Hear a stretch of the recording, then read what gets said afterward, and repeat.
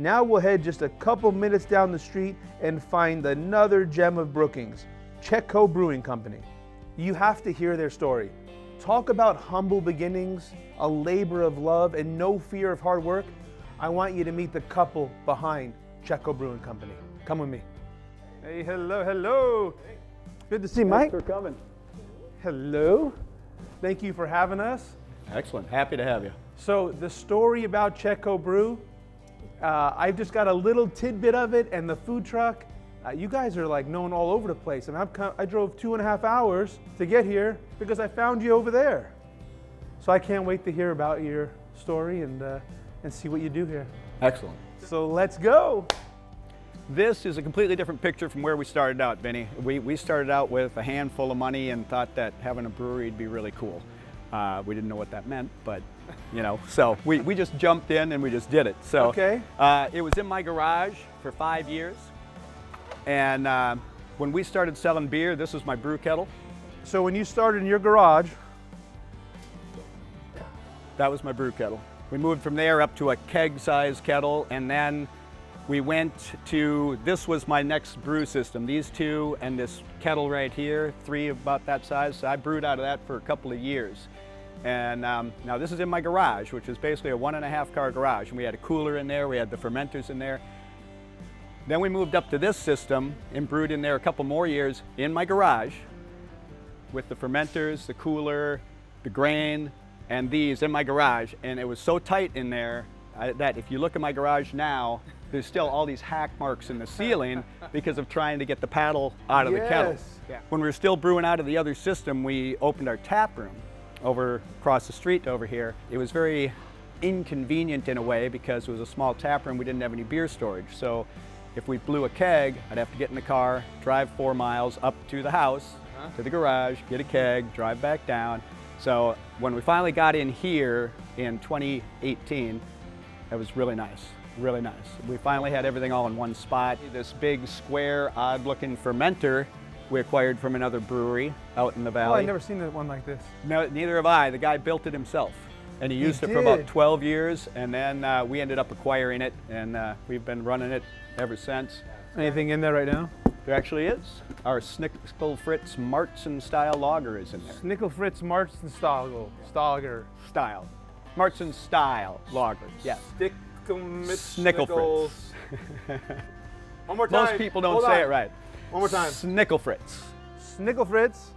Martzen style. Oh, that's the style. Yes. Martzen style. Lager. Lager. Yep. Yep. If you could say it 10 times fast. Actually, I don't have anything to give you. Couldn't. So never mind. Yeah. 3 would be hard enough. Yeah. Snickel Fritz and Martzen style. Snickel Fritz and Martzen style. Snickel Fritz and Martzen style. We started canning our beer about a year ago, and it's been a great thing. We have 5 different beers in cans available all the time. We rotate them. It's been a great additional outlet for us. One thing when we got this place, when we were moving from our old tap room, we outgrew it pretty quick. And we knew, because we had started participating in events as soon as we started selling beer. And we started creating events and running events ourselves. And when some of the other big events in town were dropped by the people handling them, we took them over. So the space here has worked out really well, and we're still thought of as one of the main entities in town that you know is bringing these events and stuff together, and that was super important to us. And you need this space inside on the coast. I mean, it's not always as beautiful as it is today. Today's beautiful. Right, and our community support throughout the pandemic. And even now, with anything that we do, we just get, you know, huge support from the community. Super loyal people. It's the community support is everything, and then to understand what you're doing as a mom and pop, you know, running the show behind the scenes, the effort that goes into it, and the sacrifice, and people don't see that. I think they really understand the whole picture of it. They appreciate, you know, the effort, and it's been great, you know. Yeah. You've come all this way over the years, you have your shop. So what's like your best seller? If someone had to come to Chetco and if they say, you know what, hey, I get 1 beer today. My wife said I gotta have 1 beer, whatever it is.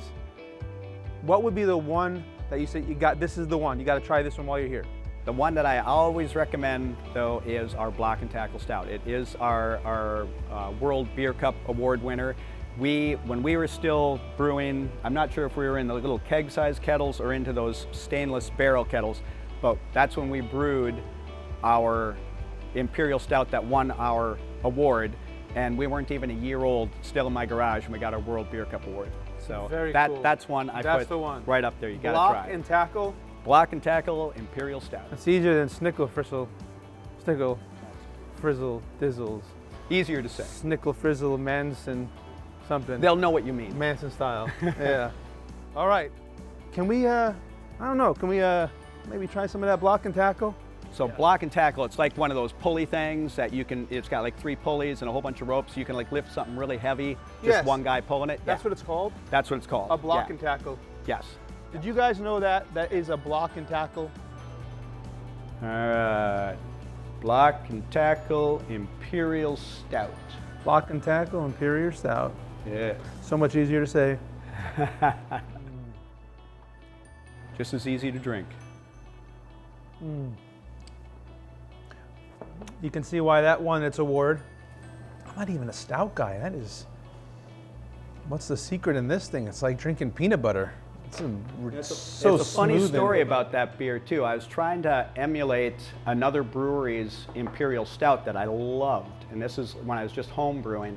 So I made a batch of beer, and I'm like, no, I changed it, and I made this recipe, and I tried it a few days later when it was carved up, and I said, no, that didn't work, But I wasn't brewing hardly any at the time, and I had 5 different little kegs. So I just forgot about it. Well, about 5 months later, I was going to make another batch of beer. I guess it was 6 months. And I thought, well, I'll just dump that out so I can make another beer. And right before I started dumping, I went, I should probably try it. I probably kicked myself if I don't. We've never changed anything since. It needs to age. We always age it a minimum of 6 months, usually a year before we pour it. But I almost dumped out the award-winning recipe. I mean, come on. They almost threw out their award-winning recipe. So the age, the Makes all time the made difference. this way. All the difference. Chetco Brewing, block and tackle. I learned something what a block and tackle is, and I just probably had some of the most amazing beer I ever had. So I appreciate that. Thank you very Thank you. much. That is fantastic. Thank you. Now I'm hungry. And when you go to Chetco Brew, we're not just here to have amazing beer. You actually have a food truck inside of your building. Yes, we do. And they have fantastic food. And I hear it's the better half that runs that. Absolutely. Much better than if I did. Smart man. And then the vegan food truck. Oh my goodness, what is that amazing smell? Oh, you're Can in you for hear a that on my treat. microphone? Is that too loud? Dude, those are tempeh tacos. And Haas is cooking some up for you. Tempeh tacos? Blow your mind. Let's go. All right. Let's go see these tacos. I'll follow you.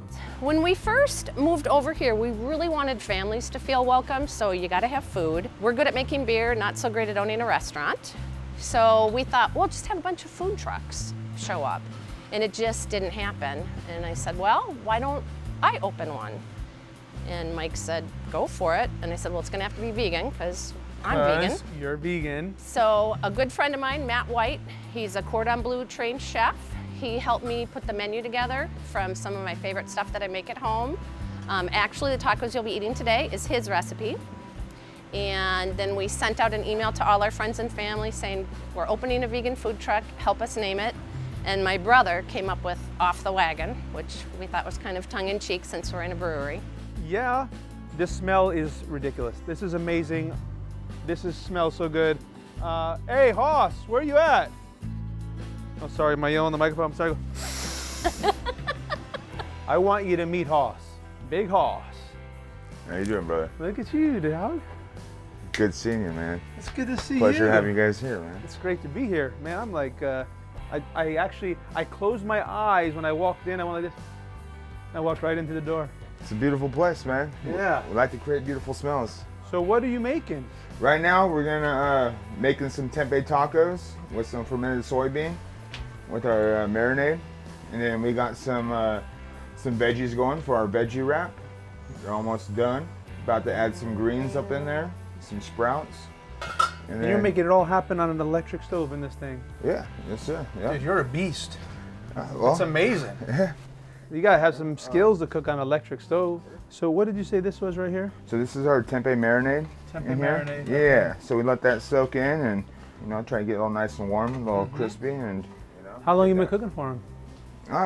about 8 months now. About 8 So, months. And yeah. did you have any culinary training in the past, or did you learn everything? Not very much, man. That's all right. I had some, I love to cook at home and whatnot, but being here, my cooking skills just went through the roof, just knowing my my seasonings and whatnot. Yeah. So I've been blessed with And then that, you can so. get all creative down the road as you get all that experience underneath you. Say, you know what, I'm gonna take this and put this together, and I'm gonna take this and put that together. Yeah, it's pretty amazing, man.